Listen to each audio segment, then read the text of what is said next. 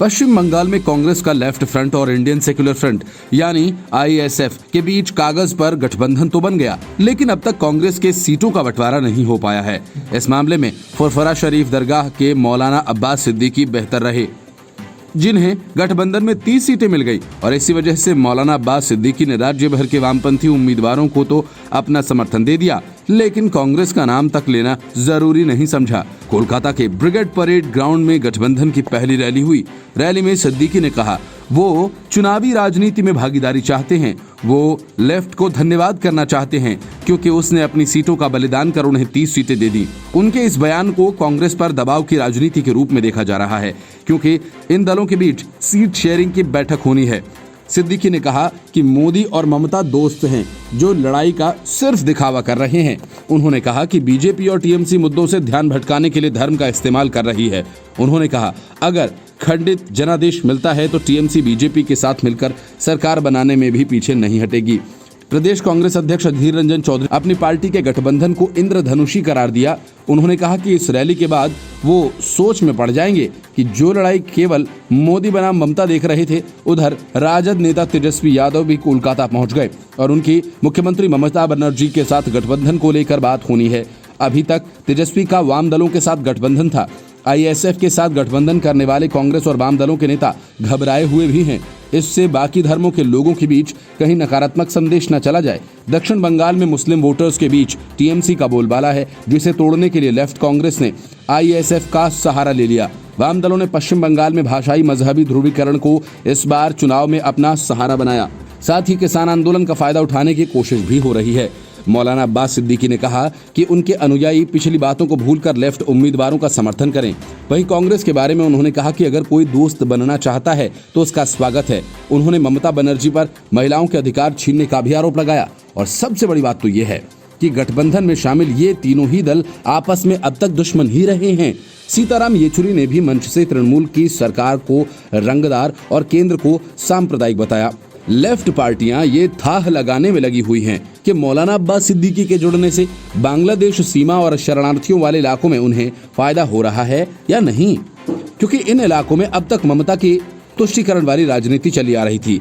मौलाना अब्बास सिद्दीकी को उनके विवादित बयानों के कारण जाना जाता है और हाल ही में असदुद्दीन ओवैसी भी हुगली जिले के फुरफरा शरीफ पहुंचे थे और वहां सिद्दीकी के साथ राज्य के राजनीतिक परिदृश्य और आगामी विधानसभा चुनावों को लेकर चर्चा की थी।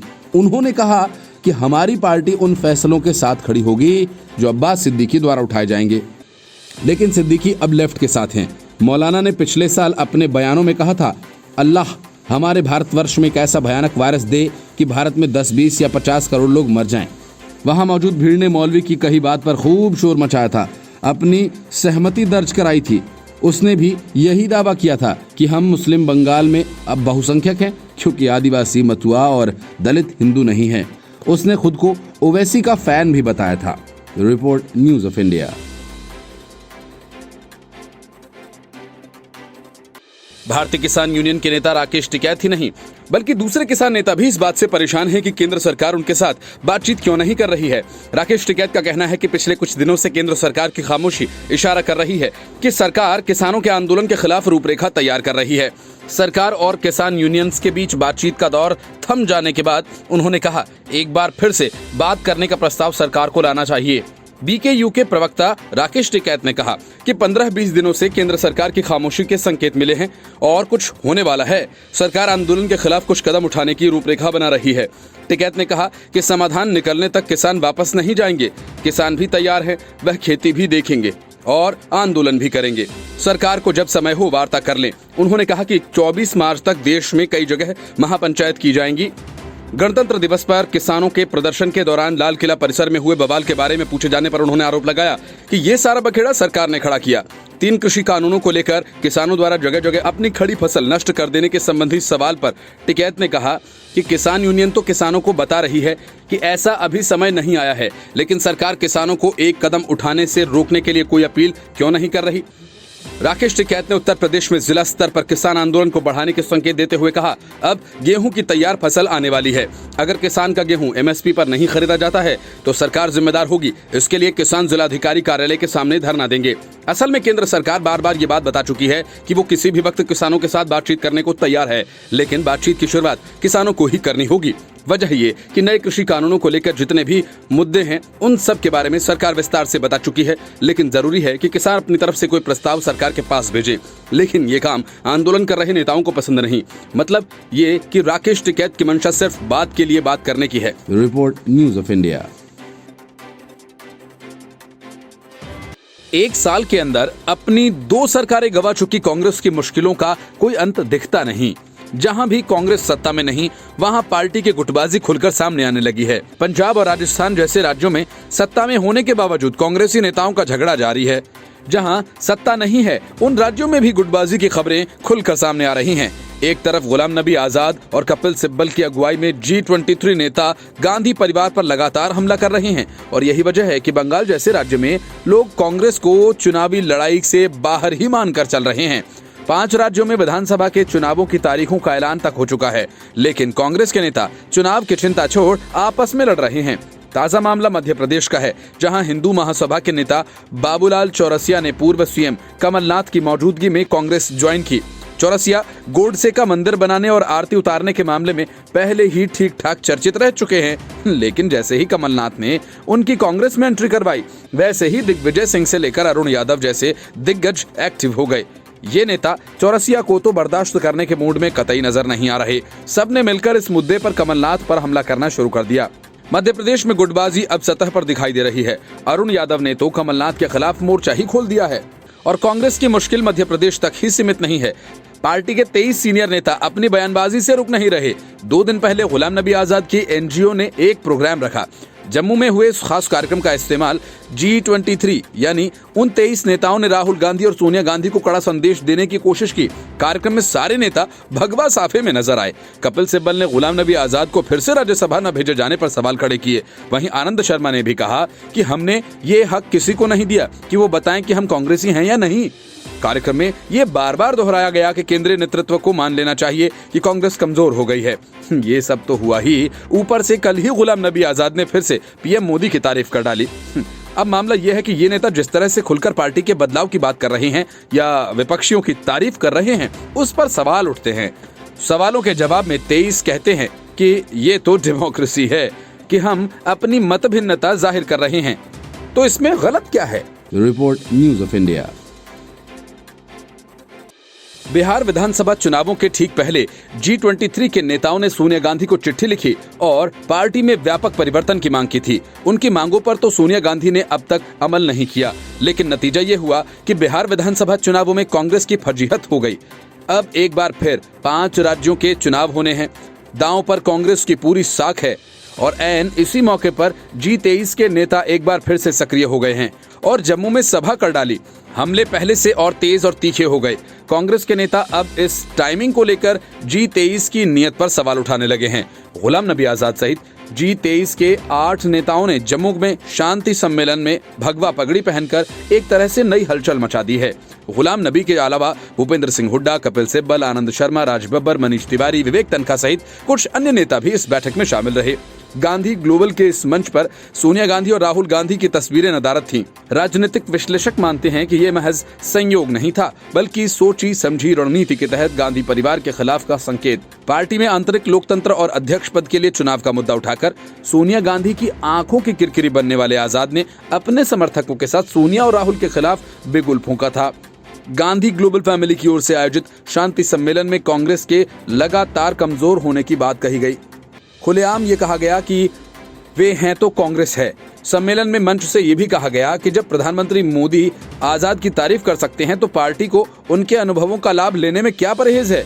लंबे वक्त से बागी तेवर अपना रहे कपिल सिब्बल ने कहा, ये सच बोलने का मौका है और हम सच ही बोलेंगे। सच्चाई तो ये है कि कांग्रेस हमें कमजोर होती दिख रही है और इसलिए हम इकट्ठा हुए हैं और पहले भी इकट्ठा हुए थे और इकट्ठा होकर हमें इसे मजबूत करना है। कपिल सिब्बल के अलावा आनंद शर्मा, तमाम कांग्रेसी नेताओं ने गुलाम नबी आजाद के समर्थन में खुलकर खड़े होने की बात कही। इसके बाद गुलाम नबी आजाद ने पीएम मोदी की तारीफ में कसीदे पढ़े।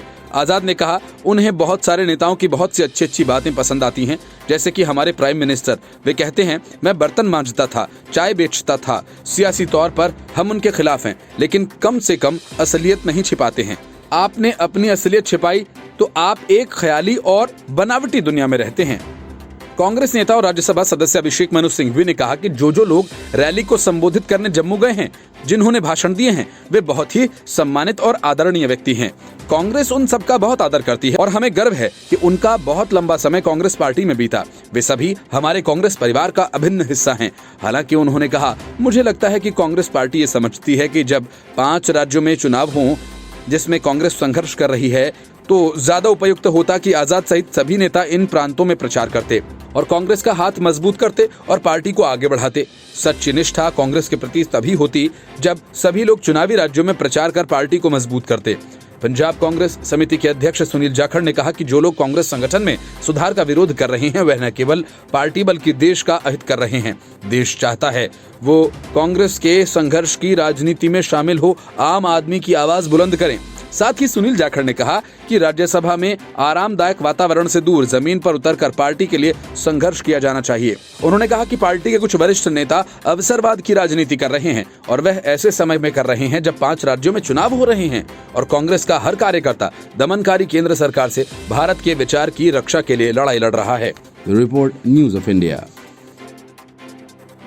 बंगाल में ममता बनर्जी की पार्टी का तिया पाचा करने के बाद प्रशांत किशोर ने पंजाब को अपना नया ठिकाना बना लिया। कैप्टन अमरिंदर सिंह प्रशांत किशोर पर इस कदर फिदा हुए कि उन्होंने पीके को अपना प्रधान सलाहकार नियुक्त कर दिया और कैबिनेट मंत्री का दर्जा दे दिया। सीएम अमरिंदर सिंह ने ट्वीट कर कहा कि ये साझा करते हुए खुश हूं कि प्रशांत किशोर मेरे साथ बतौर प्रिंसिपल एडवाइजर जुड़ रहे हैं। उम्मीद है कि पंजाब के लोगों की बेहतरी के लिए काम करेंगे। मतलब कि प्रशांत किशोर कांग्रेस के साथ अपनी दूसरी पारी शुरू करेंगे। इसके पहले यूपी विधानसभा चुनाव के दौरान कांग्रेस ने उन्हें चुनावी रणनीतिकार का जिम्मा दिया था। तब प्रशांत किशोर ने खाट पर चर्चा कार्यक्रम की शुरुआत की थी, लेकिन जब चुनाव के नतीजे आए तो कांग्रेस की खाट ही खड़ी हो गई। माना जा रहा है कि बंगाल में कुछ वैसा ही ममता बनर्जी के भी साथ होने वाला है। प्रशांत किशोर बंगाल विधानसभा चुनावों में टीएमसी के चुनावी रणनीतिकार हैं। बीते दिनों उन्होंने दावा किया कि मीडिया का एक वर्ग बीजेपी के समर्थन में माहौल बनाने की कोशिश कर रहा है। हकीकत यह है कि बीजेपी दहाई के आंकड़े के लिए भी संघर्ष कर रही है और अगर बीजेपी बंगाल में बेहतर प्रदर्शन करती है तो मैं इस जगह को छोड़ दूंगा। प्रशांत किशोर के पिछले दावों और कैप्टन अमरिंदर सिंह की घोषणा के बाद ये चर्चा सोशल मीडिया पर काफी तेज हो गई है। क्या प्रशांत किशोर बंगाल चुनाव में पराजय की आहट से डर गए हैं? सवाल पूछा जाने लगा है कि क्या प्रशांत बंगाल से भागे क्योंकि उन्हें दिख रहा है कि अब उनकी दाल बंगाल में नहीं गलेगी, इसलिए नया काम ढूंढ लिया। वैसे उन्होंने कहा था कि अगर बीजेपी 99 से ज्यादा सीटें जीत गई तो वह जगह को छोड़ देंगे। क्या हुआ तेरा वादा? गौरतलब है कि प्रशांत किशोर पहली बार कैप्टन अमरिंदर सिंह से नहीं जुड़े हैं। पंजाब के 2017 के विधानसभा चुनाव के समय भी उन्होंने कांग्रेस की रणनीति तैयार करने में मदद की थी। उस समय अमरिंदर सिंह ने भी कहा था, मैं बहुत बार कह चुका हूं कि पीके और उनकी टीम के काम ने हमारी जीत में महत्वपूर्ण भूमिका निभाई थी। Report news of India.